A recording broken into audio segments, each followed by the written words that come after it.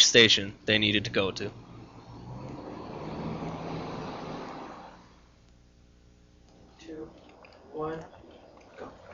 Up next, a story of stress, constant worry, and pressure from school, work, and family life, and the desire to be able to relax even at your utmost stressful moment.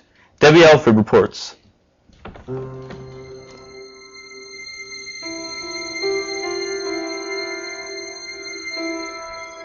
Lost, alone, hopeless, and confused. These are some of the words I would use to describe my mental state a year ago. Fear of the future and the unknown. Life was overwhelming me, drowning me. I didn't know how to get out. A friend suggested to me that I try meditation and spiritual healing. It's a great idea, but how and where to start? That's where Faye Mansfield came in, a teacher in meditation and energy healing. I spoke to Faye to get some advice and tips on how to start my spiritual journey.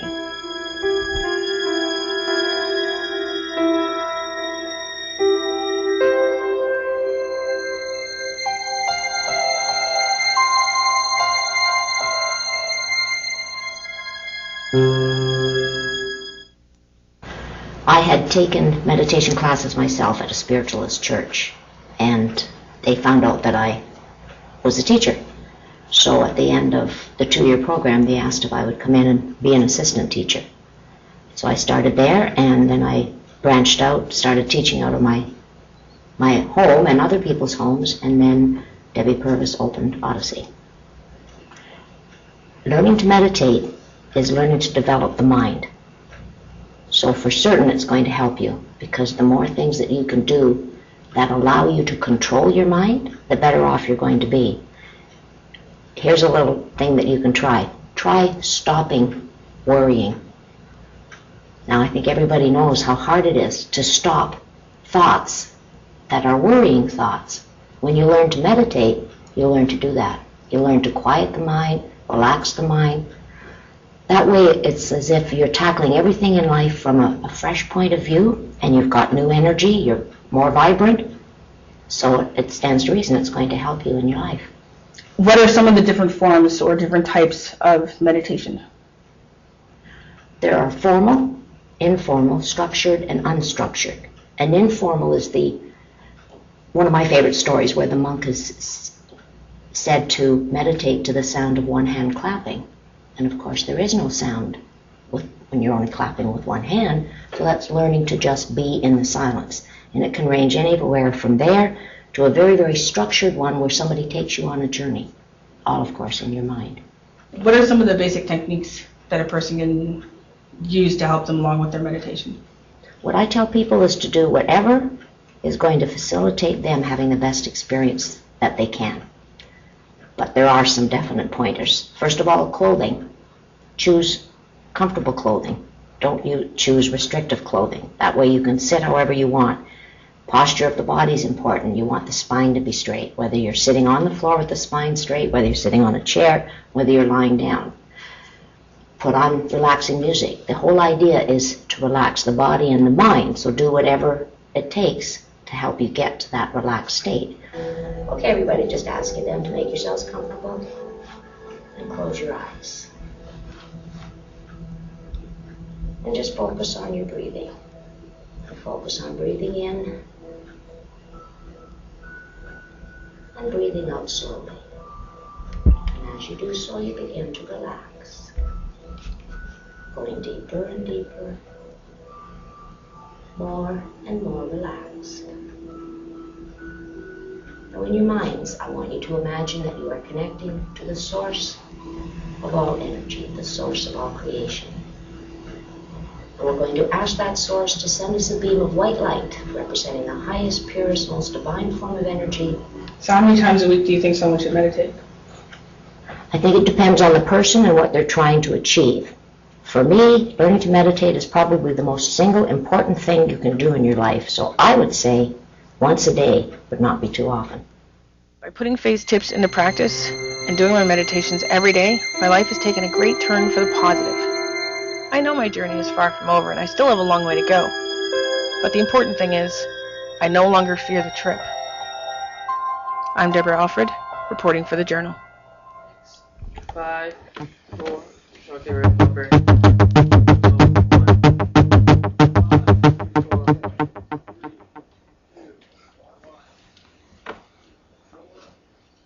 Now, have you ever wondered why you might have gained a couple of pounds here or there when you started college, and also thought of ways you might lose this weight? Well, I know I have, and speaking from experience, when I joined this college, I think I packed on a couple of pounds, unfortunately. Really? Mm-hmm. Well, I guess it kind of, well, okay. You know what? Mark Bullock has a story that talks all about this, and it's called The Freshman 15. Why don't we have a look at that? Sure. Okay.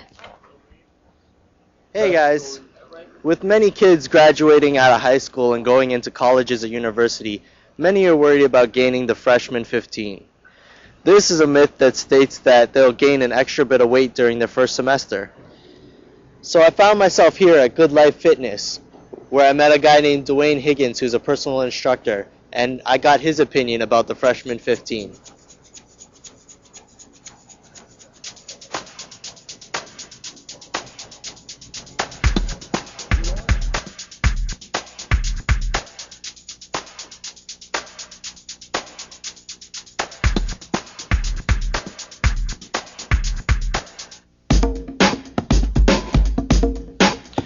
So when I met up with the real personal trainer, I asked him some questions and his opinion on the freshman 15. Basically, I've heard that most students in college do gain the freshman 15, and most are not happy with it. It's give or take 15. I mean, some kids will only get 10, some will get 20, 30, you know. It just depends on the kid and depends on their situation and how bad they eat and how frequent they do work out, if they do. Do you think stress is a big factor? Definitely. I mean, they're thrust into a new lifestyle where they gotta study, grades count, and I mean, just the fact that there's other boys and girls there. I mean, it's something that is definitely difficult for everyone to get their head around. Do you think their lunch menus and stuff like that, they're a big part of it, or their eating habits? Definitely. I mean, in the lunchrooms, I mean, it's easier for the lunchrooms to provide fast food as opposed to providing meals that aren't as quick and maybe would take more time. The students are just finished class, they got to get their lunch quick and they got to go back to class. So for them to have fast food is obviously better for them, and it's actually more money for them because McDonald's or Harvey's is better than say Qdoba. You know, so. What would you recommend out of the fast foods for students to eat? Fast foods, truthfully, I believe that whatever you put in, if you take it out or if you take out more than that, then you'll lose weight or stay the same. So I think that if you go to McDonald's and you take out whatever you would put in, then you should be fine. If I were to choose anything, I would say Subway. Subway's fairly decent, Dwayne also wanted to show us some exercises that we could do at home to keep fit. Alright, some first exercise is wall squat. So basically it's just like this.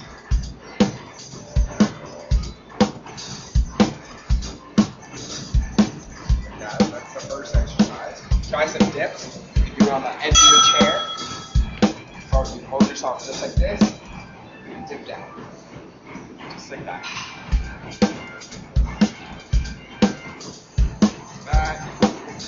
Perfect. And then the last exercise I can show you are some leg exercises on the mat. Just come up closer. And basically it would just be like this.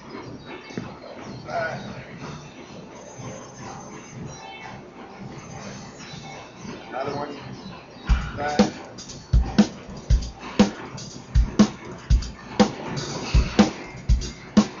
There's also doggies, fire hydrants, just like that. Vacuums. Exercises a day, I would say ideally you could do them once a day. I would say maybe the sets and reps that you would do maybe 15 to 20 reps and maybe three to 5 sets. Okay. Well, the facts are there. The freshman 15 does exist, but it's not impossible to lose those extra pounds. For more information, you can visit Good Life's webpage at www.goodlifefitness.com. But remember, the myth does exist, and it is a fact.